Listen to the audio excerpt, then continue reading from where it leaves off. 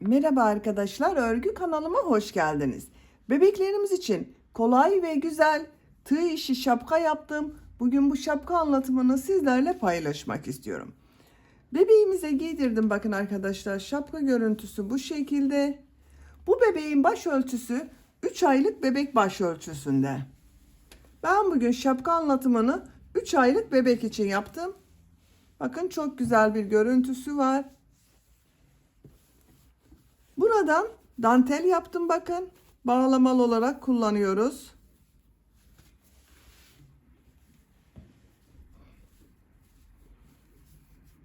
Şapka örgüsüne buradan sihirli halka içine trabzan yaparak başlıyoruz. Yapacak olduğunuz çocuğun büyüklüğüne göre arttırma sırasını daha az veya daha fazla yapabilirsiniz. Arttırma sırasını eksik yaparsanız, bir sıra eksik yaparsanız yeni doğan bebeğiniz için olur. Bu arttırma sırasını bir sıra fazla yaparsanız 1 yaş çocuklarınız için olur arkadaşlar. Boyun çevresine bakın bu şekilde dantel taktım. 1 metre kadar dantel kullandım arkadaşlar. Siz bunu yerine kurdale de kullanabilirsiniz. Model çok kolay. Kabarık görüntülü bir model. Şapka örgüsünde iplik olarak pembe renkli iplik kullandım. Siz tercihinize göre her marka bebek iplik ve renklerini kullanarak bu şapkayı yapabilirsiniz. Ölçülerini video sonunda ölçüyorum. Oraya bakabilirsiniz arkadaşlar. İplik tığı hazırlayalım. Hep birlikte bu kolay ve güzel şapka örgüsüne başlayalım. Örgü kanalıma abone değilseniz abone olmayı unutmayın lütfen. Örgü kanalıma abone olup beğeni ve yorumlarıyla destek olan bütün arkadaşlara ayrıca teşekkür ederim. Hepinize kolay gelsin. İyi çalışmalar.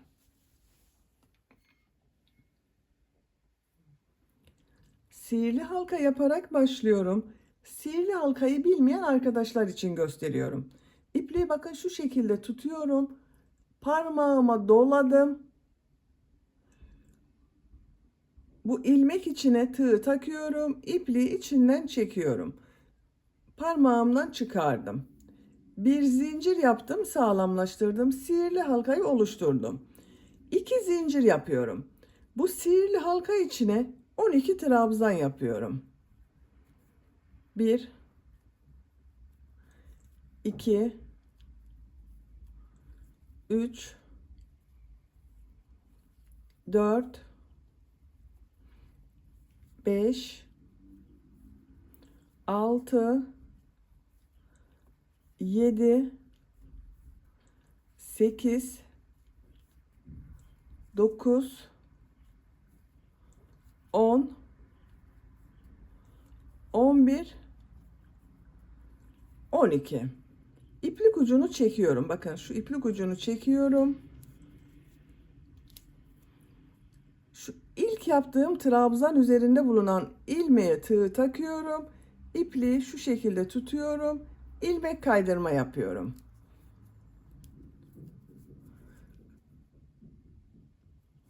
2 zincir yapıyorum. Bu sırada bakın 12 trabzan yaptım. Her ilmek üzerine ikişer trabzan yapıyorum. İlk ilmeğe 2 trabzan yapıyorum. Diğer ilmeklere 2 trabzan yapıyorum.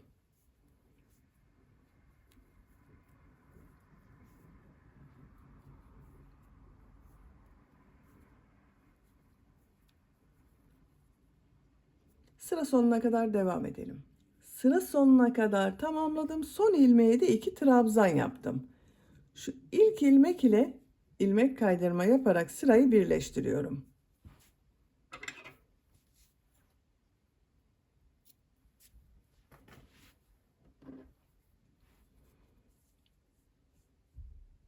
Bu bir sıra üzerinde 24 trabzan oldu arkadaşlar. Her ilmeğe 2 trabzan yaptım. 24 trabzan oluştu bakın bu sırada. Üçüncü sıradayım. 2 zincir yapıyorum. Bu sırada bir çift bir tek trabzanlar yapıyoruz. İlk ilmeğe 2 trabzan yapıyorum. Bir trabzan yapıyorum. 2 trabzan yapıyorum. Bir trabzan yapıyorum. Sıra sonuna kadar devam edelim. Sıra sonuna kadar tamamladım. Son ilmeğe bir trabzan yaptım. Sıra başında bakın aynı ilmeğe 2 trabzan ile başladım. Bir trabzan ile bitirdim. İlk ilmek ile ilmek kaydırma yaparak birleştiriyorum. Bu bir sıra üzerinde 36 trabzan oldu. 2 zincir yapıyorum. Bu sırada bir çift 2 tek, bir çift 2 tek trabzan yapıyorum. İlk ilmeğe 2 trabzan yapıyorum. Bu 2 ilmeğe birer trabzan yapıyorum.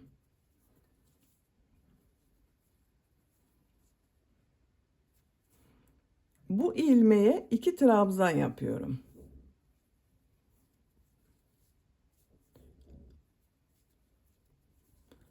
İki trabzan yapıyorum.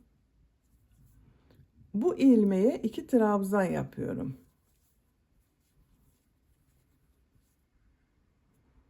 Sıra sonuna kadar devam edelim. Sıra sonuna kadar tamamladım. Sıra sonunda bakın 2 ilmeğe birer trabzan yaptım. İlk ilmek ile ilmek kaydırma yaparak birleştiriyorum. Bu bir sıra üzerinde 48 trabzan var. 5. sıradayım. 2 zincir yapıyorum. Bu sırada bir çift 3 tek trabzan yapıyorum. İlk ilmeğe 2 trabzan yapıyorum. 3 ilmeğe bir trabzan yapıyorum.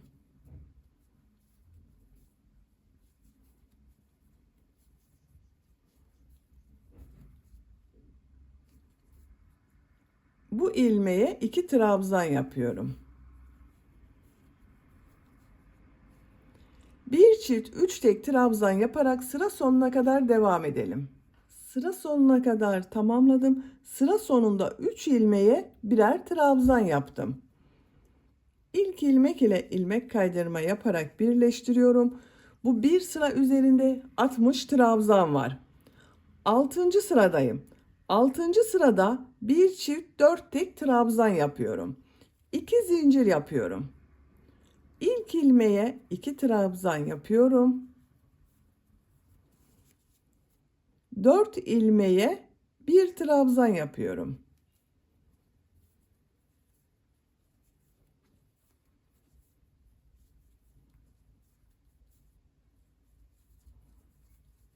Dört trabzan yaptım. Bu ilmeğe 2 trabzan yapıyorum.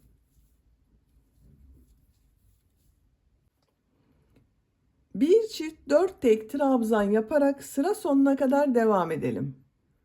Sıra sonuna kadar tamamladım. Sıra sonunda 4 ilmeğe birer trabzan yaptım.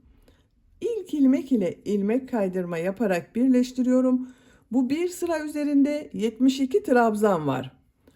Siz bu şapkayı yeni doğan veya 3 aylık bebek için yapmak istiyorsanız arttırma sırasını burada bitirebilirsiniz arkadaşlar. Yaptığımız bu genişliği ölçüyorum.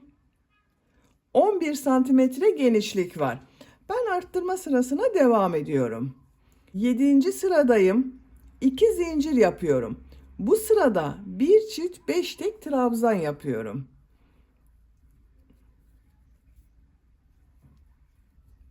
Aynı ilmeğe 2 trabzan yaptım. 5 trabzan yapıyorum.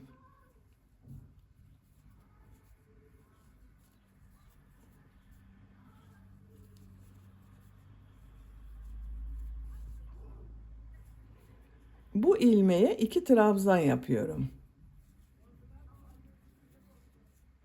Bir çift 5 tek trabzan yaparak sıra sonuna kadar devam edelim. Sıra sonuna kadar tamamladım. Sıra sonunda 5 ilmeğe birer trabzan yaptım. İlk ilmek ile ilmek kaydırma yaparak birleştiriyorum. Bu bir sıra üzerinde 84 trabzan var. Arttırma sırasını ben burada bitiriyorum arkadaşlar. Siz daha büyük çocuk için yapmak istiyorsanız bir sıra daha arttırma yapabilirsiniz. Bir çift 6 tek, bir çift 6 tek yaparak daha büyük çocuğunuz için yapabilirsiniz. Bakın 12 trabzan ile başladım. Her sırada 12 trabzan arttırma oldu. Son sırada 84 trabzan ile bitirdim. Genişliğini ölçüyorum.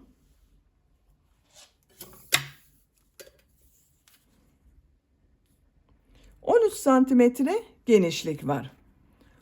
Bu sıradan itibaren modelleri yapmaya başlıyorum. Bir zincir yapıyorum. İlk ilmeğe sık iğne yapıyorum. Tığ üzerine iplik alıyorum. Bir ilmek atlıyorum. Bu bir ilmek içine 5 trabzan yapıyorum.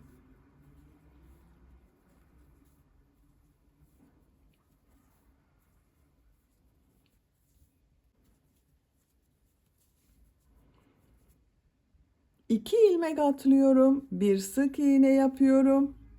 Bir ilmek atlıyorum. Aynı ilmek içine 5 trabzan yapıyorum.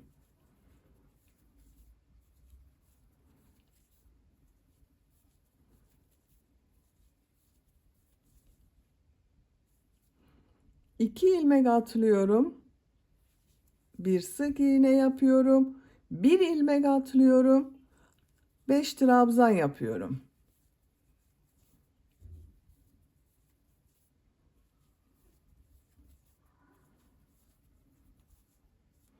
İki ilmek atlıyorum. Sık iğne yapıyorum.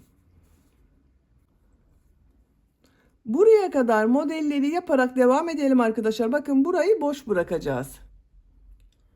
Buraya kadar model yaptım. Modelden sonra bir ilmek atlıyorum. Sık iğne yapıyorum. Sıra başında sık iğne ile başladım. Sık iğne ile bitirdim. Kaç model yaptığımı sayıyorum. 2, 4, 6, 8, 10, 12, 14 model var. Burada bakın boş bıraktığım ilmekleri sayıyorum.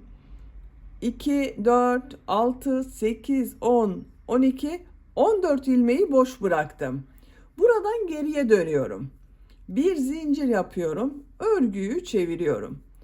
Sık iğne üzerine 3 trabzan yapıyorum.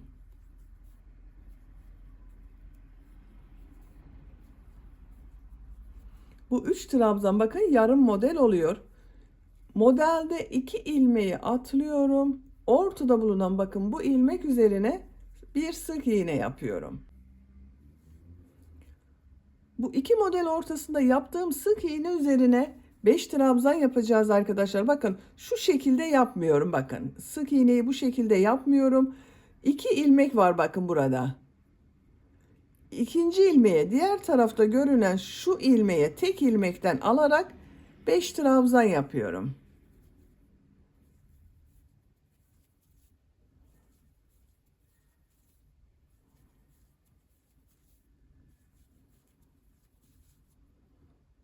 İki ilmek atlıyorum. Sık iğne yapıyorum. Bakın tekrar gösteriyorum. Şu şekilde 5 trabzan yapmıyorum. İlmekten alıyorum. Şurada 2 ilmek var. İlmekten alıyorum. 5 trabzan yapıyorum.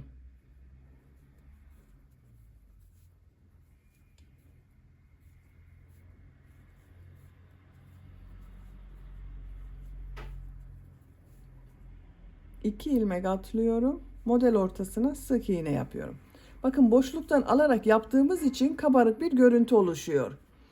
Sıra sonuna kadar devam edelim. Sıra sonuna kadar modelleri yaptım. Son model ortasına bakın bir sık iğne yaptım. Bu sık iğne üzerine 3 trabzan yapıyorum.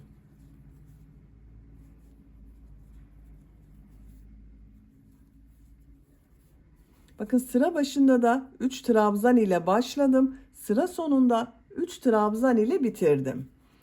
Bir zincir yapıyorum. Örgüyü çeviriyorum. Bakın arkadaşlar görüntüsü bu şekilde oluyor. İlk ilmeğe sık iğne yapıyorum. Tığ üzerine iplik alıyorum. Bakın bu sık iğnede ilmekten alarak 5 trabzan yapıyorum.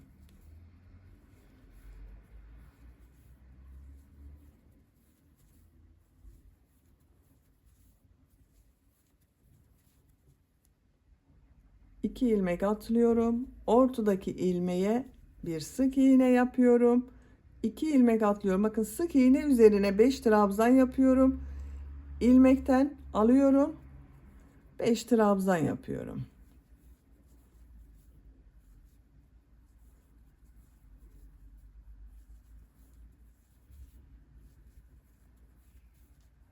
2 ilmek atlıyorum, sık iğne yapıyorum. Sıra sonuna kadar devam edelim. Sıra sonuna kadar tamamladım. Bu son ilmek üzerine bir sık iğne yapıyorum. Sıra başında sık iğne ile başladım, sık iğne ile bitirdim. Bakın görüntüsü bu şekilde oluyor. Bir zincir yapıyorum. Örgüyü çeviriyorum. Bu sırada bakın bu sık iğne üzerine 3 trabzan yapıyorum.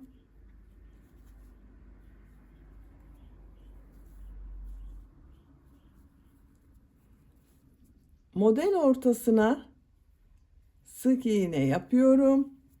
İlmekten alarak 5 trabzan yapıyorum.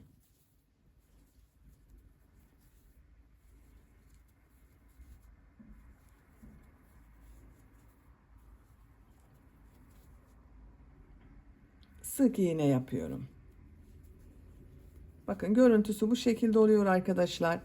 Şapka örgüsü bu model sırasının tekrarıyla devam edecek. Model sırasını tekrarlayarak şapka örgüsüne devam edelim. Model sırasını yapacağım ölçüye göre tamamladım. Bakın 1, 2, 3, 4, 5, 6, 7, 8, 9, 10, 11, 12, 13, 14, 15 sıra yaptım. Son sırada bakın bu şekilde yaptım. Siz tercihinize göre bakın burada da bitirebilirsiniz veya bir sıra daha devam edebilirsiniz. Ben bugün 3 aylık bebek için yapıyorum. Bu ölçüde yaptım arkadaşlar. Santimetre olarak ölçüyorum. 17 santimetre yükseklik var. Şimdi boyun çevresini yapalım. Boyun çevresinde bir sıra sık iğne yapıyorum. Şu şekilde bakın sık iğne yapıyorum. Sık iğneler yapıyorum.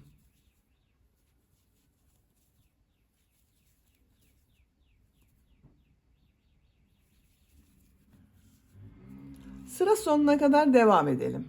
Bir sıra sık iğne yaptım. Bakın görüntüsü bu şekilde oldu arkadaşlar. Şimdi bu sık iğneler üzerine üçlü trabzanlar yapıyorum. 3 zincir yapıyorum. Örgüyü çeviriyorum. Tığ üzerine 2 defa iplik doluyorum. Üçlü trabzan yapıyorum.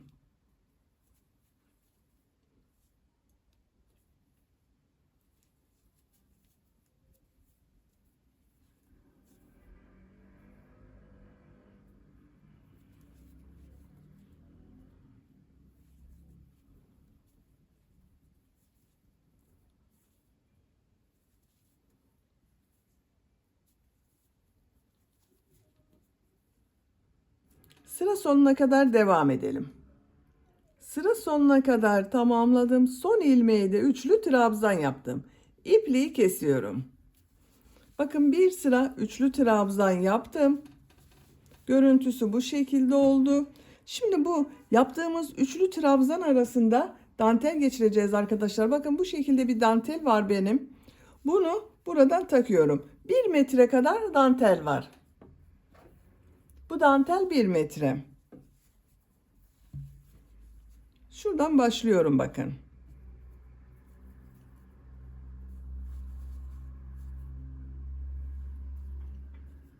Tığla takıyorum ben. Bakın şu şekilde.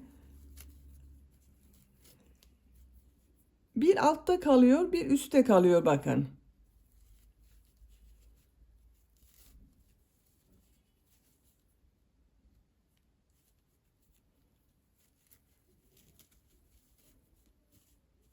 Sıra sonuna kadar takalım.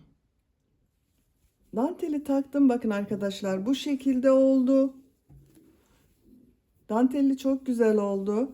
Bebeğin başında nasıl göründüğüne bakalım. Bakın bu şekilde bir bebek mankenim var. Bu bebeğin baş ölçüsü 3 aylık bebek baş ölçüsünde. Şu şekilde takıyorum. Yan tarafta bağlıyorum. Siz tercihinize göre boyun altından da bağlayabilirsiniz. Bakın bu şekilde yan tarafta bağlıyorum. Fiyonk yapıyorum.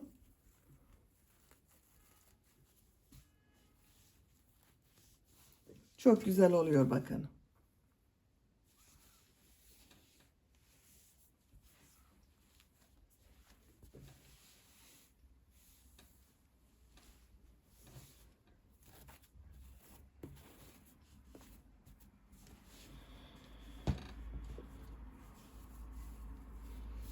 geniş olarak ölçülerini söylüyorum.